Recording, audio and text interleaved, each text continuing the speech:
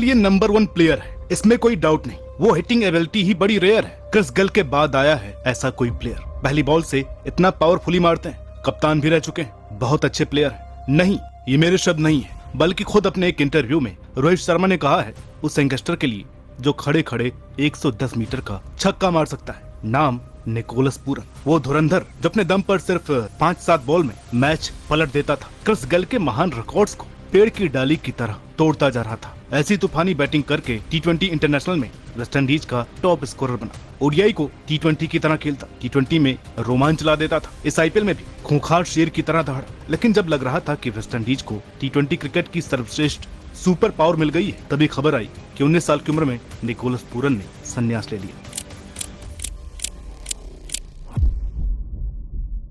पहले Glenn Maxwell का ODI retirement, फिर क्लासन का महज 33 की उम्र में अंतर्राष्ट्रीय क्रिकेट को अलविदा कह देना, और अब निकोलस पूरन। और ये तो अभी 30 के भी नहीं थे। ताजुब की बात तो ये थी कि दोनों अपनी पीक पर थे जब रिटायर हुए। जैसे ये खबर आई, भर भर करके वीडियोस बनी, मीम्स बनी, तो कुछ लोग इन्हें होलसेल में गालियां देना चालू हो गए। किसी का कहना था कि पूरन ने पैसों के लिए इंटरनेशनल क्रिकेट से मुंह मोड़ लिया, तो किसी का मानना था कि क्लासन का देश ब्लैक रूल चलाता है, इसकी वजह से ही वो रिटायर हो गए। लेकिन एक अजीबो गरीब सी कश्मकश है कि आखिर क्यों ऐसी प्रीमेच्योर रिटायरमेंट ले ली इन टैलेंटेड प्लेयर्स ने, और आखिर क्यों आजकल इतनी जल्दी जल्दी रिटायरमेंट्स आ रही हैं। तो इन्हीं सब पर बात करेंगे। नमस्कार, मेरा नाम है अनुराग सूर्यवंशी और आप देख रहे हैं नारद टीवी। कारण नंबर 1, इतनी ज्यादा फ्रेंचाइजी क्रिकेट। दोस्तों, सबसे पहले हमें ये समझना चाहिए कि रिटायरमेंट ना तो पहली है ना ही आखिरी। आपको याद होगा इंडिया वर्सेस साउथ अफ्रीका वो बॉक्सिंग डे टेस्ट 2021, जिसके तुरंत बाद क्विंटन डिकॉक की रिटायरमेंट आ गई। उम्र थी सिर्फ 29। फिर 2023 वर्ल्ड कप खेलकर इन्होंने ओडीआई क्रिकेट भी छोड़ दी सिर्फ 30 की उम्र में, और अब ये भर भर करके फ्रेंचाइजी क्रिकेट खेलते हैं। निकोलस पूरन को देख लीजिए, कभी एमएलसी, कभी सीपीएल, कभी आईपीएल, कभी बीबीएल। ऐसी कोई लीग नहीं है जिसमें इनका चेहरा ना दिखे, कोई ऐसी टीम नहीं जिसकी प्लेइंग 11 में इनका नाम सुनने को ना मिले। वेस्टइंडीज चाहे इन्हें खिलाए या ना खिलाए, ये मौज में रहते हैं, क्योंकि कितनी सारी फ्रेंचाइजी क्रिकेट भरी पड़ी, जहां दिल करे वहां से खेल लिया। पूरे साल कहीं ना कहीं मैच होते रहते हैं, और पहले के खिलाड़ी सिर्फ इंटरनेशनल क्रिकेट तक ही सीमित थे, क्योंकि उनके पास ज्यादा ऑप्शंस नहीं थे। एक सेंट्रल कॉन्ट्रैक्ट होता था, जो अच्छा नहीं खेले तो चला जाता था। फॉरेन क्रिकेट के नाम पर एक काउंटी क्रिकेट का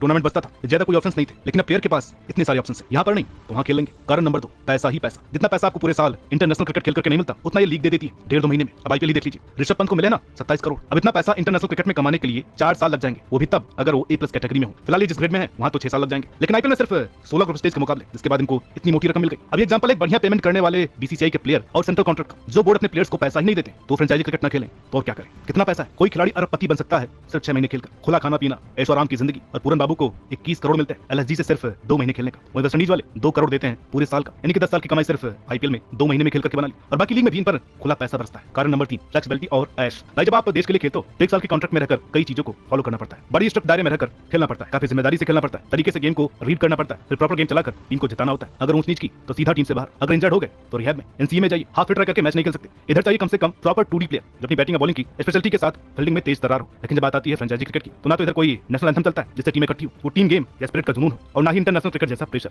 अंधाधुंध बल्ला चलाओ, दे उल्टी पुल्टी शॉट। अब ज्यादा से ज्यादा फेल हो जाएंगे, लेकिन पैसा आपके सीधा बैंक अकाउंट में आएंगे। अगले साल अगर किसी टीम से गंदा खेला तो टीम ने रिलीज कर दिया, लेकिन अगले साल कोई दूसरी टीम आपको अपने साथ शामिल करेगी। इस फ्रेंचाइजी में नाम नहीं आया, कहीं और खेलेंगे। कोई चोट या निकल भी आ गया तो इंपैक्ट प्लेयर बन जाएंगे। फील्डिंग कितनी भी गंदी हो, कौन परवाह करेगा। 3D प्लेयर चाहिए ही नहीं। एग्जांपल सुनील नारायण कितनी गंदी फील्डिंग करते हैं, इंटरनेशनल क्रिकेट में होते तो गेंदबाजों के अंदर का शाके बाहर आ जाता इनकी फील्डिंग को देख करके। लेकिन फ्रेंचाइजी क्रिकेट में कोई दिक्कत ही नहीं, करो मनमानियां। यहाँ पर फ्लेक्सिबिलिटी है, ना कि बंदिश, और ना ही उतनी उम्मीद है। दोस्तों, अभी तक हमने जो भी कारण बताए ये जनरल रीजन थे कि कोई भी प्लेयर इतनी जल्दी रिटायरमेंट लेकर फ्रेंचाइजी क्रिकेट का रुख क्यों करता है। अब बात आएगी उन कारणों की जिसके चलते अधिकतर साउथ अफ्रीका और वेस्टइंडीज के खिलाड़ी इंटरनेशनल क्रिकेट छोड़ देते हैं। अब आते हैं कारण नंबर 4 पर, बोर्ड की बेईमानियां। हाल ही में आपने देखा वेस्टइंडीज बनाम इंग्लैंड टी20 सीरीज, जिसमें आंद्रे रसल का नाम शामिल था। एक टी20 में इंजर्ड थे, बाकी 2 में खिलाया ही नहीं। वेस्टइंडीज की हमेशा से दिक्कत रही, इन्हें अपने बेस्ट प्लेयर्स को कभी संभालना आया ही नहीं। शिवनारायण चंद्रपाल कितने बड़े दिग्गज थे, टेस्ट क्रिकेट में क्या कुछ अचीव नहीं किया वेस्टइंडीज के लिए, लेकिन जब करियर कांटा आया तड़पा तड़पा कर टीम से बाहर रखा और जबरदस्ती मजबूर किया रिटायरमेंट के लिए। कोई ढंग की पॉलिसी नहीं, कोई तौर तरीका नहीं। समी ने जब 2016 में वर्ल्ड कप जीता था, एक बात कही थी जिसने वेस्टइंडीज को एक्सपोज कर दिया था, फिर उनको ही उठाकर बाहर कर दिया। इनका इतिहास रहा है अपने सुपरस्टार्स के साथ मतभेद होने का। हाल में खबर थी निकोलस पूरन और वेस्टइंडीज के बीच डिस्प्यूट की। इसी बीच बयान आया आंद्रे रसल का, जिन्होंने साफ डिसएग्री किया विराट कोहली के टेस्ट क्रिकेट को प्रायोरिटी देने वाली स्टेटमेंट से। ये चीजें बिग 3 यानी भारत, इंग्लैंड